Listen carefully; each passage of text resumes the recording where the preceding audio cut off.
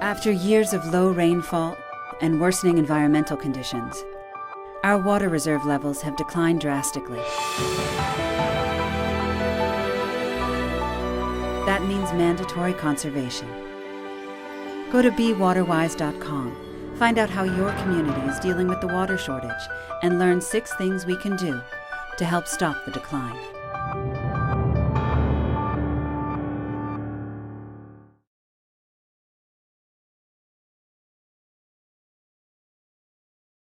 Hi, Cindy Dole, host of Home Wizards. You know, we waste a lot of water in our garden, and we can correct that. It can be so simple as just choosing plants that don't get us thirsty. Drought tolerant is the buzzword. And we have an area here in the front that I want to work on. We have some good choices, but we still need some help. And so I want to go shopping together, and together we can learn on how to really have a lush, beautiful garden that's going to cut back on water use. It's going to require less time. It's going to save you money. It's going to be all good. Drought tolerant doesn't have to be tumbleweed. It can be really pretty. Our house is a very, very, very fine house. We have, again, some good choices. I love this tree. It's the pepper tree. It's a California native, super drought tolerant. Once you establish it, you hardly ever have to water it, and look how lush and beautiful. But there's other areas in here, as you'll see, that we could make some improvements. And so I thought that together we could come up with some creative ideas. Now, before you even go shopping, there's some important things you've got to do, because when I go to the nursery, it's like a candy store. But first we're going to figure out how much sunlight we have, all right? How much sunlight is your area getting? Well, you can see it's a very shady area. So we get about maybe 3 to 4 hours of sun is all. Important to note when we go to the nursery. Also, we're going to take a look at the soil. Now, the soil is different no matter where you live in Southern California, or the country for that matter. So we're going to take a little sample of soil in a baggie. So we go to the nursery and they'll say, okay, you're on the right track. Or, no, this other plant will be better for you, that kind of thing. Another good idea, we all have cameras, right? Digital cameras, your iPhone, whatever. So we want to have a picture of the area we're going to focus on. Boom. Have to get a shot of the dogs. Come on, smile at me, Bailey.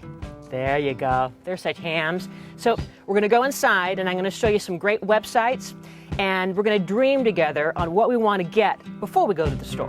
Come on in. Come on, Bailey. Come on.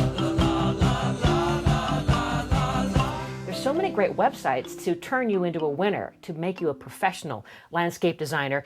And part of it is knowing what your climate is all about. I want to encourage you to go to the National Gardening Association's website. It's simplygarden.org. You go to that. You go to Sunset Magazine, which is sunset.com. You can figure out your climate. And then another favorite, of course, is bewaterwise.com. This is all kinds of resources on how to save water, especially in the garden. Now, besides the websites, of course, you got to go to your magazines. All kinds of pictures and ideas, and so I encourage you to create your own little garden-style folder. And this is something that over time you can put all your favorites in, and you're going to take this with you whenever you're ready to go shopping. So you still stuck? Need a little bit more inspiration? No worries. Here we are at Descanso Gardens in La Cañada, one of the many beautiful public gardens that we have at our fingertips. In fact, here at Descanso, they've dedicated a couple of areas to purely what we want today, California native plants. This tree is drought tolerant. It's the mesquite.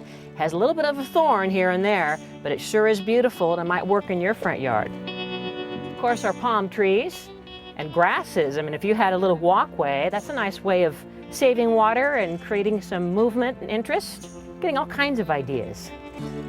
Well, shopping for drought-tolerant plants wouldn't be complete without a trip to my favorite place for cactus and succulents. It's the California Cactus Center. It is so cool. Come on in. Look at all these ideas. A lot of these, as you can see with the shade covering, prefer part sun, part shade. I mean, this could be in a rock garden, right? Absolutely. You know, in nature, a seed never just travels across the ground and just decides to stop and germinate. Things usually get stuck in little nooks and crannies. So that's, again, where you can use a lot of these little guys and just stick them into the corner of a rock or those little nooks and crannies, whatever it may be. A pathway. Absolutely, yeah, amongst the flagstone. Show me some great flowering succulents. This guy here, this is called Euphorbia millii. Now, the nice thing about this guy is when he blooms, he keeps those blooms on for actually a fairly long period of time. Now we're at another great venue for all kinds of ideas to save water in your garden, the Theodore Payne Foundation in Sunland. This looks like it's a fern, but it's not. What is this? This is yarrow. This is a great lawn substitute. Isn't this beautiful? And it's like fern. And it would actually feel good on bare feet. It won't like cry if you step on It'll it? just bounce back. Really? I mean, it can't take, say, soccer being played on it, Right. because that foot traffic would be too heavy for it. But you can just do a light walk across. Yeah, for light walking, it's Really? just fine. So if we were just starting out with a California native garden, you said that you would choose 2 or 3 really strong power horses, and what would they be? I would pick manzanitas. Then I would also pick toyon. This is the shrub that Hollywood is named for. This is also... Now, how do you know that? Because this grows in the Hollywood Hills, and it Oh. gets the bright red berries that reminded people of holly. Even though okay. the leaves are not as scratchy as holly. Toyon. This is And toyon. then what's the third one you'd get? I would get a lilac, a California lilac. And there it is. Ceanothus skylark, which is California lilac skylark. So now to my favorite part, shopping. We've gotten our inspiration, we've done our research. What's neat at this particular nursery, a lot of them are doing this nowadays, is they know that we want to save water. They're spelling it out. It's like gardening for dummies. And so they've put the plants that are water saving in little clusters. Oh, here's the sedum. Oh, I love sedum. Now this is a great ground cover. And see, it says full sun. That's not going to work for me. We already know, because I have maybe 3 to 4 hours of sun under that pepper tree. While I like that, we don't want to have the wrong sunlight.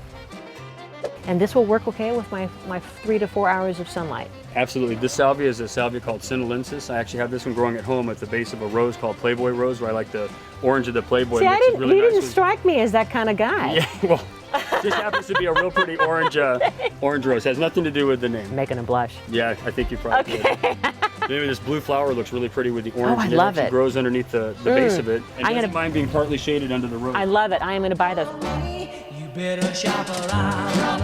Oh yeah, you better shop around. So I'm going to show you a picture of the area I'm working on. Oh, wait, there's my dog. Oh, there's my dog. Okay, so the sun starts to hit maybe like around 1 or 2 in the afternoon. You get a few hours of direct sun in the afternoon as the sun's setting, and then you get filtered light Yes. through the tree the rest of the day. Yes. So we can actually do pretty good grouping of plants. Okay. We were looking at that Salvia Sinnalensis earlier. And we do have the hummingbird sage, which is one of our natives. That would give you a real pretty pink and also have the advantage of attracting hummingbirds to the garden. So see, I'm glad I brought my picture. Bring your picture with the camera. Actually, this feels pretty good. Doesn't really clog together too much. It's not too heavy a clay, and it looks like there's a lot of sand and things in it which should drain pretty well. And see, who would have thunk it? I mean, this doesn't look like a desert at all. It's gorgeous. I love shopping for plants. My mama told me you better shop around. Wow, what a day. We sure learned a lot, didn't we? Water saving, that's the bottom line.